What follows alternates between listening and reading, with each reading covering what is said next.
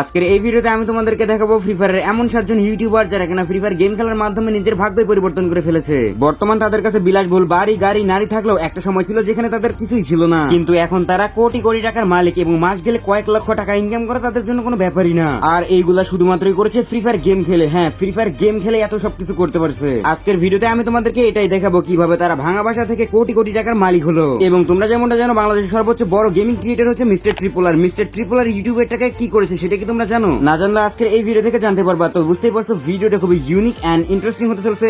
So let's begin. ওকে, তো number 7 এ রয়েছে gaming with তালহা। মধ্যবিত্ত ফ্যামিলিতে জন্মগ্রহণ করা গেমিং উইথ তালহার প্রথম তেমন কোনো কিছুই ছিল না। এই রকমের একটা টিনের বাসা থেকে সে তার লাইফ লিড করতো, কিন্তু কয়েক বছরের ব্যবধানে বর্তমান সময় কি নেই তার কাছে, কারণ বর্তমান সময় তার কাছে রয়েছে কোটি টাকার বিলাসবহুল বাড়ি। ফাইনালি গাইস, এখন আমাদের বাড়ি সম্পূর্ণভাবে কমপ্লিট।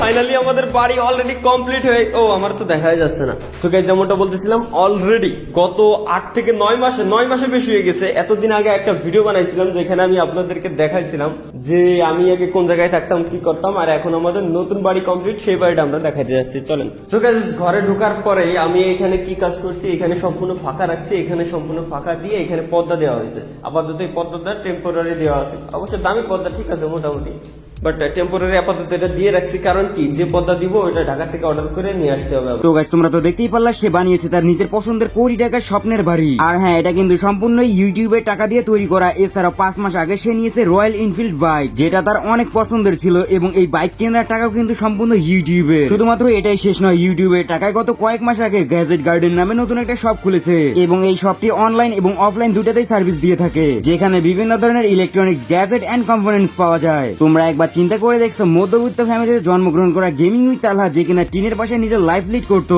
এবং এই টিনের বাসা বসে ভিডিও বানাতো, এবং আজকে কয়েক বছরের ব্যবধানে তার কাছে কি নেই, সবকিছুই আছে তার কাছে। তো যাই হোক, বর্তমান সময় তার কাছে সবকিছু থাকলেও তার কোনো গার্লফ্রেন্ড আছে কিনা এই বিষয়ে সে অনলাইনে কাউকে কোনো কিছু জানায়নি। তবে আর যাই হোক, শুধুমাত্র ফ্রি ফায়ার গেম খেলে যে এত কিছু করা সম্ভব আসলে অবিশ্বাস্য। গেমিং উইথ তালহা সোশ্যাল মিডিয়ার মধ্যে যতটুকু তুলে ধরছে অতটুকুই আমি তোমাদেরকে দেখাতে পেরেছি। এর বাইরেও গেমিং উইথ তালহা হয়তো অনেক কিছু করে ফেলেছে যেগুলো আমরা জানি না। ওকে, তো নাম্বার 6 এ রয়েছে কলকাতার একজন জনপ্রিয় বাঙালি ইউটিউবার গেমিং সুব্রত।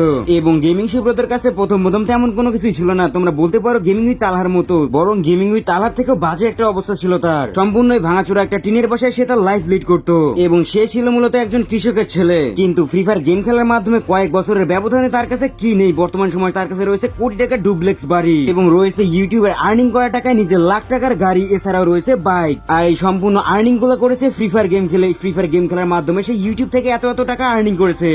তো কেমন লাগছে বাড়িটা, কেমন হয়েছে বলো? খুব ভালো হয়েছে।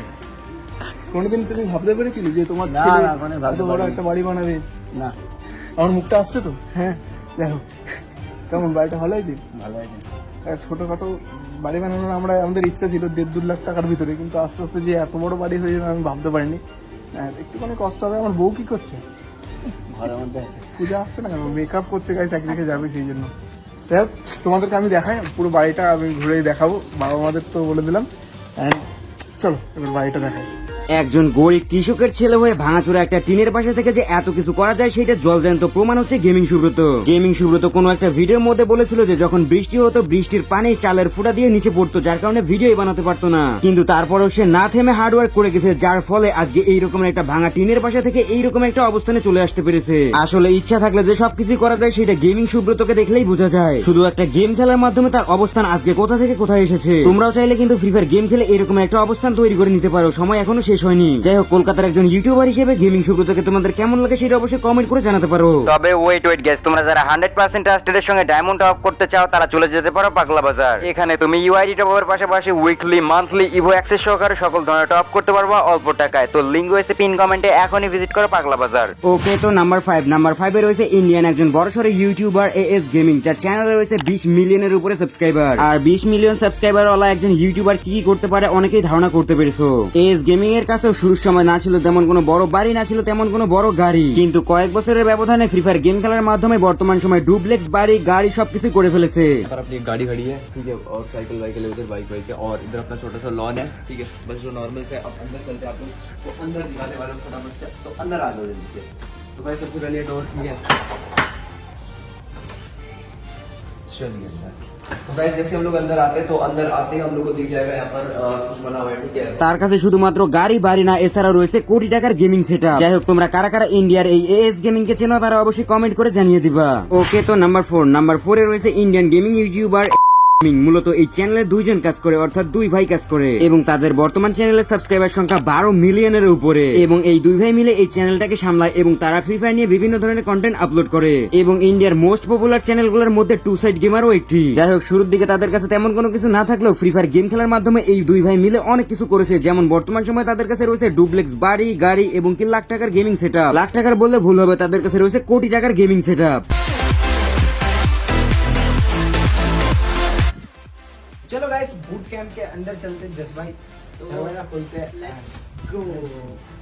सो गाइस जैसा कि हम लोग बहुत टाइम से वेट कर रहे थे कि हम लोग बूट कैंप में कब जाएंगे, तो फाइनली हम लोग बूट कैंप में आ गए। एंड तो भाई आज गाइस हम आपको पूरा रिव्यू देने वाले हैं। उसके पहले ऋतिक यहाँ पर आ जा, ये बहुत ज्यादा इम्पोर्टेंट है। যাই হোক, তোমরা তো দেখতেই পারলা তাদের বিলাসবহুল জীবনযাপন। তোমরা কারা কারা আগে থেকে টু সাইড গেমারকে চেনো তারা অবশ্যই কমেন্ট করে জানিয়ে যেতে পারো। ওকে, তো নাম্বার 3 জ্ঞান গেমিং। আশা করছি জ্ঞান গেমিং কে তোমরা সবাই চিনে থাকবা, যার চ্যানেলে বর্তমান সময় সাবস্ক্রাইবার সংখ্যা রয়েছে 17 মিলিয়নের উপরে। তবে দুঃখের বিষয় হচ্ছে যে আজ থেকে 1 থেকে 1.5 বছর আগে একটা অ্যাক্সিডেন্টের মধ্যে সে তার একটা পা হারায়, যার কারণে সে বর্তমান সময় অনেকটাই আনঅ্যাক্টিভ। তবে যাই হোক, জ্ঞান গেমিং এর শুরুর দিকে তেমন কোনো কিছু ছিল না। বাড়ি বলতে এটা ছিল, আর গাড়ি বলতে শুধুমাত্র একটা ভাঙা সাইকেলই ছিল। তবে ফ্রি ফায়ারে আসার পর তার লাইফ পুরোপুরি চেঞ্জ হয়ে গেছে। এখন তার কাছে রয়েছে 5 কোটি টাকা ডুপ্লেক্স বাড়ি, যার কাছে একটা সময় সাইকেল ছাড়া আর কিছুই ছিল না। সেখানে বর্তমান সময় তার গাড়ির কালেকশনে রয়েছে ফ্রি ফায়ারের মধ্যে টপ গাড়ির কালেকশন। মানে আমি বোঝা যাচ্ছি ফ্রি ফায়ার ইউটিউবারদের মধ্যে টপ গাড়ির কালেকশন জ্ঞান গেমিং এর কাছেই রয়েছে। ফ্রি ফায়ার খেলার মাধ্যমে কয়েক বছরের ব্যবধানে তার ভাগ্য পুরোপুরি চেঞ্জ হয়ে গেছে। এখনকার সময় তার কাছে কি নেই, বাড়ি আছে, গাড়ি আছে, নারীও আছে। নারীর কথা থেকে মনে পড়লো, জ্ঞান গেমিং এর মতো গার্লফ্রেন্ড বা বউ পাওয়া আসলেই ভাগ্যের ব্যাপার। কারণ রিসেন্টলি 1 বছর আগে যখন তার অ্যাক্সিডেন্ট হয়েছিল তখন জ্ঞান গেমিং এর জন্য সবচেয়ে বেশি সাপোর্ট দিয়েছিল তার গার্লফ্রেন্ড। এখানে অন্য কোনো মেয়ে হলে হয়তো বা জ্ঞান গেমিং কে ছেড়ে যেত, কারণ তার একটা পা হারিয়েছে অ্যাক্সিডেন্টের মধ্যে। কিন্তু তার বউ বা গার্লফ্রেন্ড, আমি জানি না সঠিক এইটা তার বউ নাকি গার্লফ্রেন্ড, তবে যাই হোক মেয়েটা যতটা সুন্দরী ততটাই কেয়ারিং। জ্ঞান গেমিং এর অ্যাক্সিডেন্টের পর সর্বোচ্চ চেষ্টা করেছে তাকে সাপোর্ট দেওয়ার জন্য এবং বর্তমান সময় তারা দুজন হ্যাপি আছে। যাই হোক, জ্ঞান গেমিং কে তোমাদের কাছে কেমন লাগে সেটা অবশ্যই কমেন্ট করে জানাতে পারো। ওকে, তো নাম্বার 2 এর মধ্যে রয়েছে 2F লোল গেমার। 2F লোল গেমার কে যারা প্রথম থেকে চেনো তারা তো জানো যে 2F লোল গেমার কি ধরনের ভিডিও বানাতো। 2F লোল গেমার কোন একটা ভিডিওতে বলেছিল যে তার কাছে গেম খেলার মতো ডিভাইস ছিল না, অনেক কষ্টে সে একটা ডিভাইস ম্যানেজ করছিল এবং লোকলজ্জার ভয়ে সে ভয়েসও দিতে পারতো না, যার কারণে সে বাথরুমে গিয়ে ভয়েস দিত। কিন্তু বর্তমান সময় তার কাছে কি নেই, নিজের টাকায় কেনা গাড়ি রয়েছে, বাইক রয়েছে, বাড়িও রয়েছে। কিন্তু ভাই নারীর কথা বলতে পারবো না, কারণ এটা সোশ্যাল মিডিয়াতে সে প্রকাশ করেনি। কিন্তু কোন একটা ভিডিওতে সে বলেছিল যে তার একটা গার্লফ্রেন্ড ছিল। একদিন রেস্টুরেন্টের সামনে দিয়ে যাওয়ার সময় তার গার্লফ্রেন্ড তাকে বলছিল যে রেস্টুরেন্টে যাওয়ার জন্য, কিন্তু তার কাছে কোনো ধরনের টাকা ছিল না। আর ওই দিন তার গার্লফ্রেন্ড তাকে অপমান করে ব্রেকআপ করে চলে যায়। কিন্তু আজকের দিনে তার কাছে কি নেই। অরিজিনাল মাশাআল্লাহ, বিশাল বড় সারপ্রাইজ। আমি তো এটা তোমার জন্য। আমি তো কাঁপছি দেখে। এটা তালি দাও, সবাই তালি দাও। এত বড় জিনিসটা কিনে আসলে তালি দাও। 1000 কিলোমিটার বেগে গাড়ি চালিয়ে আমি অবশেষে আমাদের নতুন বাসায় চলে এসেছি। দেখতেই পাচ্ছ ভাই কত একটুখানি একটা বাসা ভাই, এর থেকে আগের বাসাটা কত ভালো ছিল। তাও পিনিক বলেই ফেললাম, ওই যে পিনিক।